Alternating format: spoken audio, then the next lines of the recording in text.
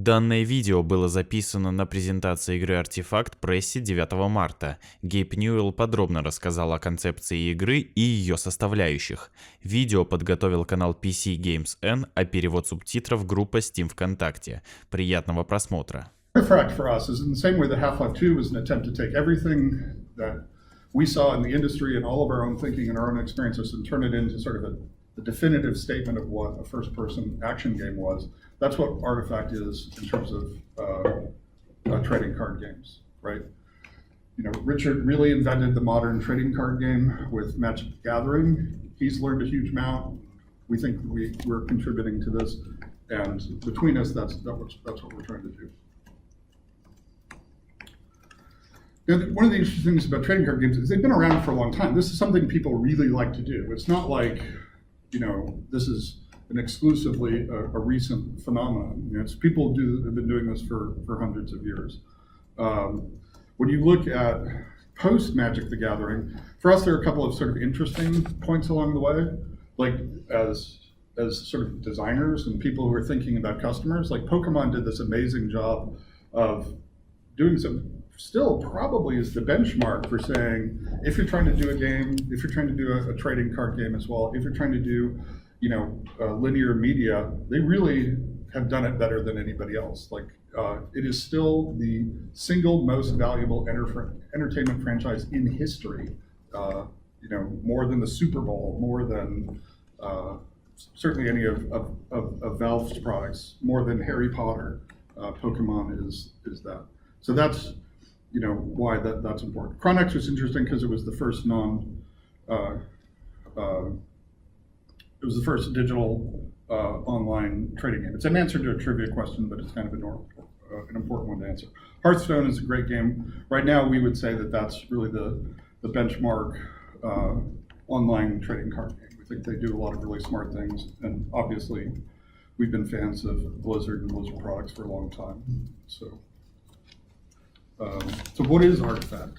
It's a very deep game, right? When there's been a trade-off to be made between, oh, this requires us to write more code, or this requires us to build more art, or this means that we have to work a lot harder in terms of training materials, we've always optimized for making it a deep game. You know, in the same way that, like Dota can't be solved, right? There are choices that you make, and the choices have implications, and then the opposing player can be responding to that. There's no rock, paper, scissors. This doesn't beat this. It isn't guaranteed to beat this. And that's a characteristic of Artifact as well. We've taken also, you know, we've been shipping a bunch of esports titles, and this really takes all of our best thinking about how to build something that's great for tournaments and great for spectation, and then incorporates it into a trading card game. From a really high level perspective, we really want to stay away from pay to win. We think that actually is kind of has a pernicious impact on the design of the game and the evolution of the community over time. And there are choices that we make. For example, the game is not free to play. I'll go into that in sort of an annoying amount of depth subsequently about why we think that makes sense. Another example is, you know, when you're in a free to play environment, you end up with this tendency that rarity equals power, right? So you're trying to create this artificial relationship, and that's not the case at all with Artifact. There are plenty of very common cards that are going to be super powerful. The whole point is to steer away from pay to win and that kind of approach. Sort of the core value, or the core, it's like one of the design trips, I guess is the right way to say it. So we always want to reward investment. You always want to feel like, as a player, that for each aspect of Artifact, the more time you spend on it, that you're getting better at it and that you're enjoying it more.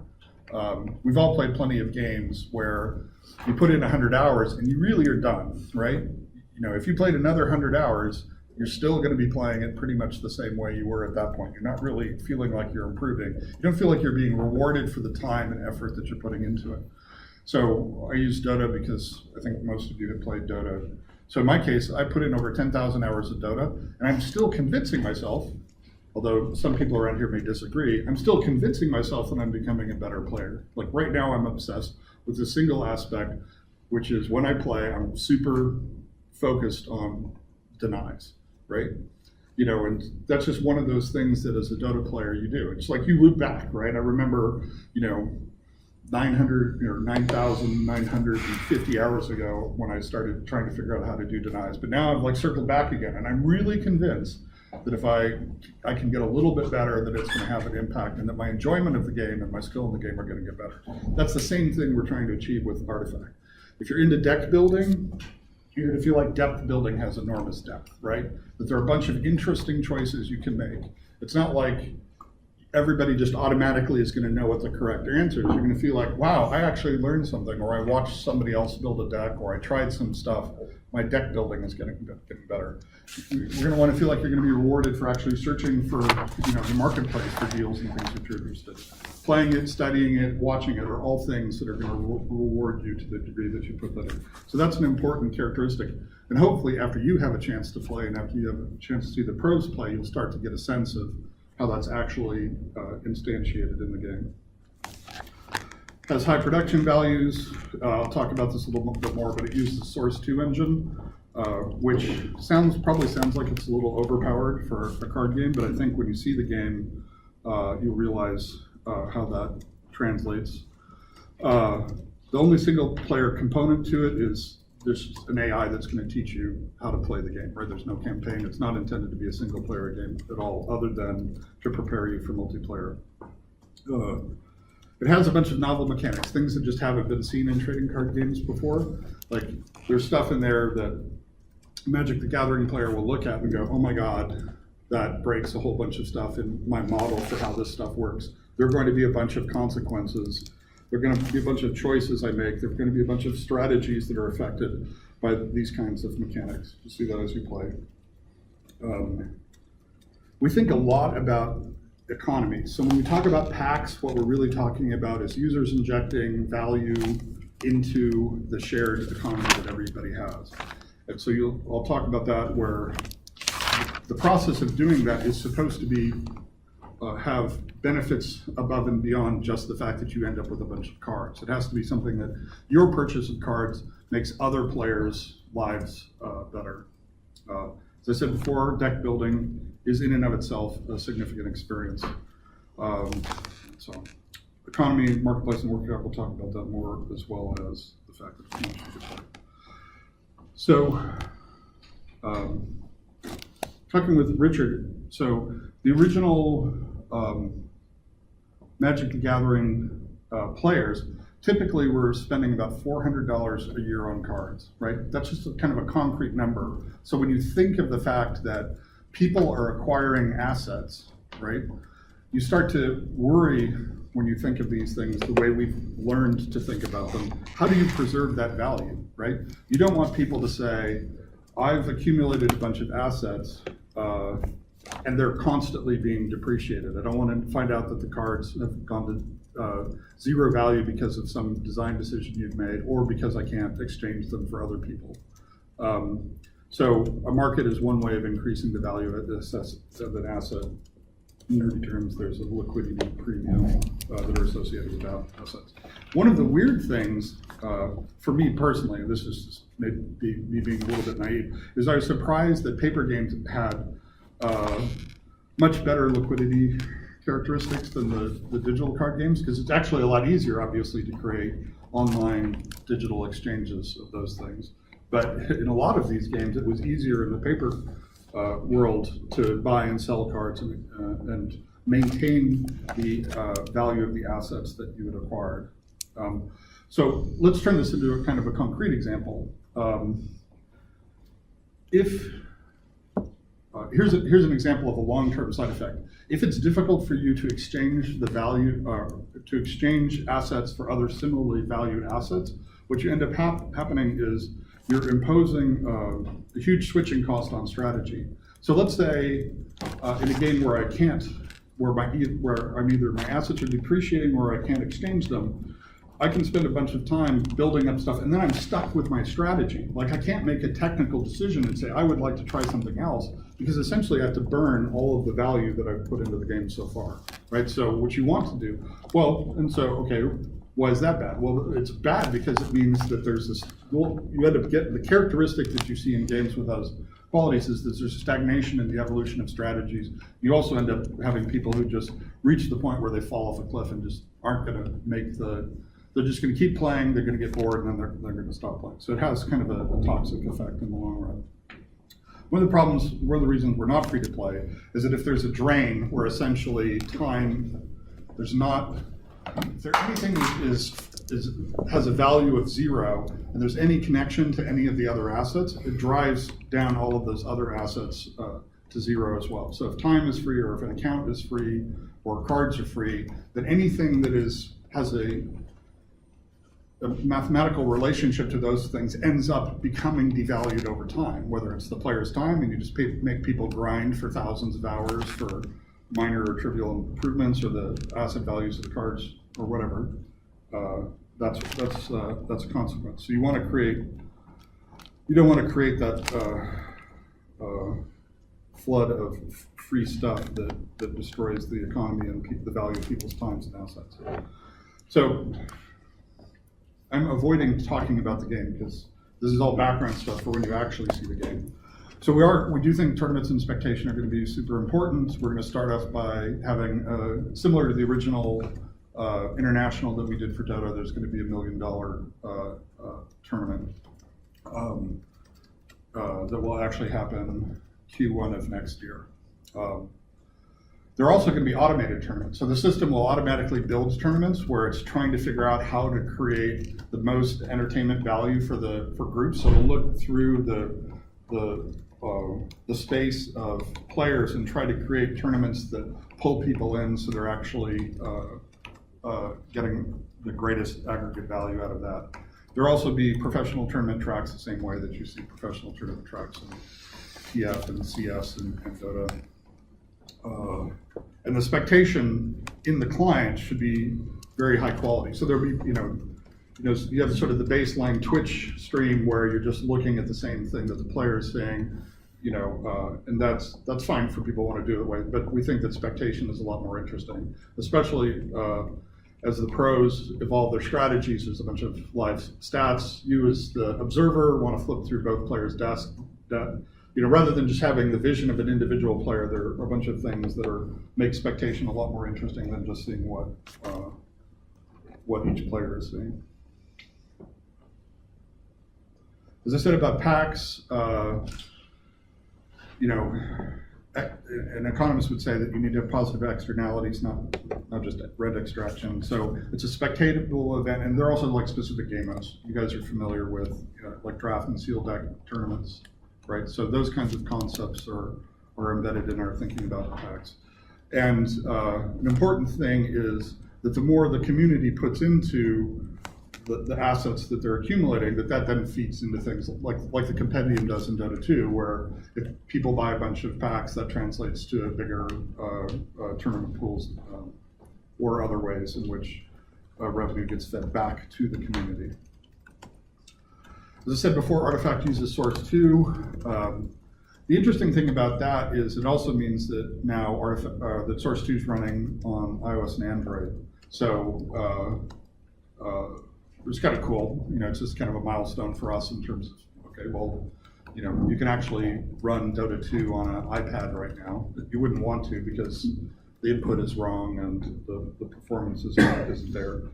But that is a kind of a cool milestone in terms of Source 2's development that we're running on those devices now. Now, Artifact uses the Dota 2 world, but it's important to understand the requirement for for Artifact was to build the best possible card game, right? It wasn't to build a Dota 2 card game, right? The Dota 2 teams didn't say, oh, look, everybody else, they've got card games, we should have one too. The Artifact team was like, let's go build the best card game, and they said, out of the available IPs that we have, which one is most appropriate? We could use Half-Life, we could use TF, we could create our own. And the answer was that the Dota 2 IP actually had a bunch of characteristics and a bunch of lore and a bunch of community value that made it really attractive to use. And Artifact will be sort of at the same level of Dota 2 in terms of evolving that. So you know, a bunch of the storytelling, a bunch of the lore about that world is going to come in Artifact. There'll be plenty of cases, and you'll actually see some new heroes in Artifact today that will actually end up going back into Dota 2. So it's not like one is the leader and the other is the follower. They're both sort of equal participants in that world. Something you considered a CS:GO card game? We're not building a Dota 2 card game, right? We're building a card game, and CS:GO doesn't. I mean, you could probably build a card game that uses some of that, but you'd be building a very. It isn't clear to me that it would be a very interesting card game. So the key is, the first thing to do is to figure out how to build a cool card game. It's not to say, oh, we have these properties, let's build card games for each of them, right? It's, you know, that wouldn't be super interesting. It's not free to play. It's not a paper game, so there's not going to be a paper version of it. You'll like see when you're playing. There are plenty of cases where you'll end up in situations where it would just be really, really difficult to do a paper version of what we can do with a game, right? You can end up with 100 units in a lane, and you know, you're just not going to do a paper game that has those kinds of characteristics. There's a bunch of interesting state and abilities that would be difficult to keep track of, and it's so we decided fairly early on that was a constraint that we would relax. We wouldn't try to figure out how to build something that was also a paper game. As I said before, there's no single player campaign. We're not trying to build something that is for one person. It's always something that you're going to be playing with other people. You know, the reason that I'm doing this is it's interesting if you're trying to understand how we think about this, it's interesting to know both what we think and how we're setting it out, but also what we're not, right? It's like we're doing this, but we're not doing this. It sort of helps clarify, you know, what our decision-making process is. Like a TV show, we think Pokemon's awesome, right? We think that there's some really clever stuff that they did. We think that the TV show is an important part of that. We're not trying to do that, right? In that specific case, we think that would be a fine thing to go do, but that's an example of something that we're not doing. In addition to what Artifact is not, there are other things which Artifact is not yet, right? So we know that these are things we know we need to do and we will do, but we just won't do them in the first release. It's not a moddable platform. I mean, if you look at what Artifact represents, it's a really powerful set of tools, and mod makers will be able to do all sorts of crazy stuff. Like a mod maker could absolutely go and build a Counter-Strike version or I was going to say something snarky, but I won't. You could go and build lots of cool mods. I personally want the Klondike mod, but I've been told I will have to wait. Illustrators are going to love the workshop, but there's not a lot of room for people to be contributing user-generated content beyond illustration. That we see, that is not a goal. That's an accident of scheduling, right? We think there are lots of ways. Illustrators are going to love it. They're going to be able to find lots of people who are going to love getting custom versions or special versions of cards. But all of the other ways that people in the workshop can create, like interesting animations for the imps or new character designs and things like that, that's going to be something that's going to happen subsequently to the initial release. We're in a closed beta right now. We'll have a public launch before the year. We'll have the $1 million tournament that'll just sort of help organize a bunch of our activities and community activities building up to that tournament. And then the mobile versions, the iOS and Android versions, will release mid next year. So I haven't shown you a single screenshot of the game. I've told you about none of the game mechanics. I've just told you the thinking that's gone into it. So now I think it would be really useful for you guys to